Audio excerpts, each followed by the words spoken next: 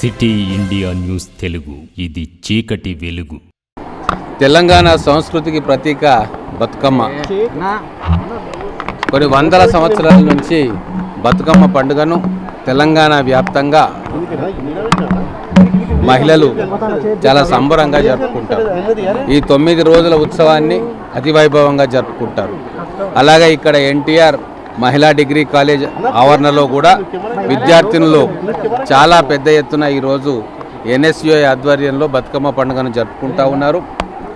వేల మంది విద్యార్థినులు ఈరోజు ఈ పండుగలో పాల్గొంటూ ఉన్నారు. ఈ కార్యక్రమానికి ముఖ్య అతిథిగా నన్ను పిలిచినందుకు నాకు చాలా సంతోషంగా ఉంది. చాలా చక్కగా ఆటపాటలతోటి ఈ ప్రాంగణం అంతా హోరెత్తుతూ ఉంది. మహిళలు అన్నిట్లో ముందున్నారు. రాబోయే రోజుల్లో మహిళలదే రాజ్యం. అందుకే ఈరోజు మా కాంగ్రెస్ ప్రభుత్వం కూడా మహిళా సాధికారత కోసం, ఈ విద్యార్థులను స్కిల్ డెవలప్మెంట్ కోసం అనేక కార్యక్రమాలను తీసుకుపోతూ ఉంది. ఇక్కడ డిగ్రీ చదువుతున్న విద్యార్థులందరికీ కూడా స్కిల్స్ వాళ్ళకు ఇంపార్ట్ చేసి వాళ్ళు రాబోయే రోజుల్లో వాళ్ళందరూ కూడా జీవితంలో స్థిరపడేటట్టుగా రేవంత్ రెడ్డి గారి నాయకత్వంలోని కాంగ్రెస్ ప్రభుత్వం అనేక కార్యక్రమాలు చేస్తూ ఉంది.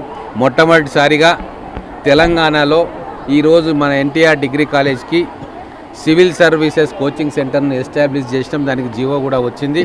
మొట్టమొదటిసారిగా తెలంగాణ జిల్లాలో మొదటిసారిగా ఈ ఎన్టీఆర్ డిగ్రీ కాలేజ్కి వచ్చింది. అనేక వినూత్న కార్యక్రమాలతోటి మన విద్యార్థుల్లో ఉన్న సామర్థ్యాన్ని వెలికితీసే ప్రయత్నం మా ప్రభుత్వం చేస్తుంది.